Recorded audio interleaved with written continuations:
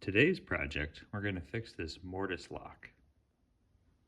This lock on our back door, the handle doesn't work. If I unlock the deadbolt, you can see the catch is already recessed. The handle works, the deadbolt works, but this latch doesn't work. Let's take it apart and look at it a little closer. Here's all the pieces for that lock. And if we focus on the main body, take this cover off, we can see here's the deadbolt, the lever, the spring that actuates that. There's a spring underneath. And then this here is what we're looking at. So if you notice, this can actually slide back and forth freely. And we have a broken spring. So this spring was attached to this and it would provide spring back on this lever. So all we have to do is replace this spring and this lock will be back functioning correctly. Let's take a closer look at this lock. So this broken spring, the way this was attached, it's sort of wrapped around like this. And then the action of the spring would actually push this lever out, creating tension. This is a torsion spring. And then when you would push the receiver back in, the spring would push it back out. So all we're going to do, this isn't going to be pretty, is we're going to take it so that this receiver, the spring pushes on this surface here. You can see the original wear marks. And we're going to kind of do it a little bit on the cheap side. I'm just going to unwind a couple coils of the spring. It's the original spring. It might break or fracture as I try to unwind it because it is spring steel.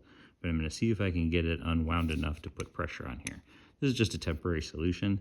I can then take my time and see if I can find a more accurate torsion spring to replace it with.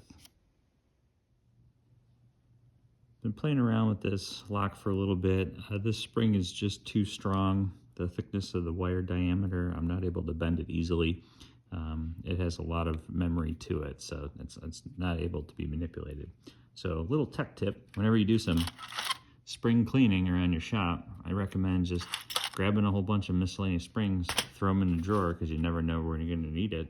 And today, I'm actually going to use this spring. And what's interesting, it's the same diameter, it's the same direction, so this is a right-hand wound spring, and it's also a torsion spring. So this already slides right over where it needs to. All I need to do is cut this to the proper height, maybe leave a couple extra coils, rebend that leg, and I think I can use this spring. All right, I got my spring bent up. It doesn't look pretty, but I think it's close enough. So now what we're gonna do is we're gonna wind this spring on this post. And the way a torsion spring works is it always wants to close. So if you go against the coil, the spring is going to want to spring back. So we're going to use that same action here. And what we're going to do is we're actually going to unwind it one full revolution so that it has enough travel for this to close, maybe even 2 revolutions. So let's see if we can get that working. Okay, I have it mocked into place, and the cover plate is going to hold all this together. I'm just using my pliers for now. But the way this is going to work now is with this action, you can see it pushes on the spring, and then the spring wants to push it back. So this is all loose right now, but once I put the cover plate on it, it should hold it down and keep it nice and secure. Cover plate's back on. You can see I refined the spring design a little bit. Got rid of that extra loop, and seems to be working just fine. So let's reinstall it on the door. All right, the lock's back in. We got good action.